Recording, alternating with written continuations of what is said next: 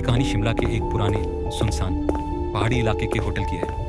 एक ऐसा होटल जहाँ लोग आते तो बहुत हैं, पर रात बीतने के बाद वापस कितने जाते हैं ये कोई नहीं जानता। आदित्य दिल्ली से शिमला घूमने आता है। ठंड बहुत ज़्यादा थी और सड़क पर कहीं और होटल नहीं मिलता, तो मजबूरी में उसे ये पुराना होटल मिल गया। रिसेप्शन पर बैठे बूढ़े मैनेजर ने बिना कुछ बोले चाबी थमा दी।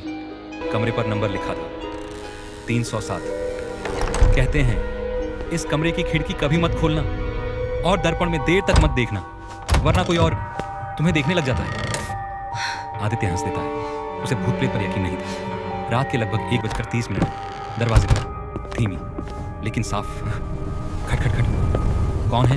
कोई जवाब नहीं। खटखटाहट बंद हो जाती है। आदित्य वापस बिस्तर पर लेटता है, पर कुछ देर बाद खिड़की अपने आप खुल जाती है। तेज ठंडी हवा अंदर दौड़ जाती है।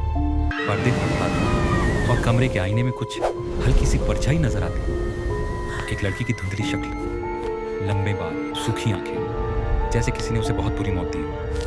आदित्य डर जाता है। वो जोर से आवाज लगाता है, कौन हो तुम?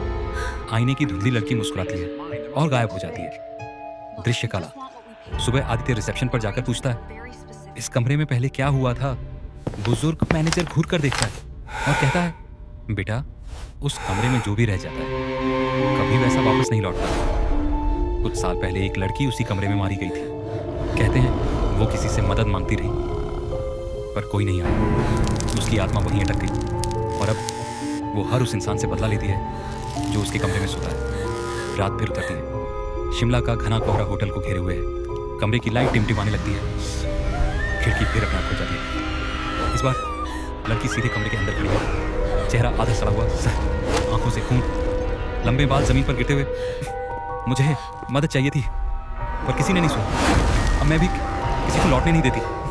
आदित्य चीखता है पर आवाज कमरे के बाहर तक नहीं पहुंचती, जैसे कमरा आवाज निगल जाता हो। लड़की उसके करीब आती है। उसका ठंडा हाथ आदित्य की गर्दन पर और अचानक सब काला।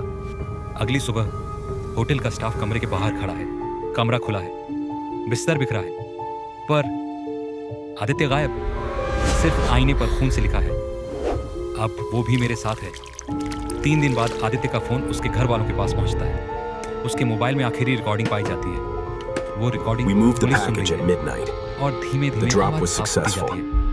पहले ये लड़की रो रही होती है, फिर हंसने लगती है, फिर अचानक रिकॉर्डिंग में आदित्य खुद बोलता है, अगर कोई ये सुन रहा है तो उस होटल मत जाना, खास तौर पर रूम 307 मत लेना, क्योंकि अब मैं भी उस कमरे का हिस्सा बन चुका हूं। रिकॉर्डिंग खत्म। होटल आज भी वही है, खुला हुआ। लोग आते हैं और कुछ वापस नहीं लौटते। और अगर कभी शिमला जाओ और कोई बूढ़ा मैनेजर तुम्हें रूम 307 की चाबी दे तो 307 याद रखना। दरवाजा खुल भी जाए, अंदर मत जाना, क्योंकि शायद आदित्य तुम्हारा इंतजार कर रहा होगा।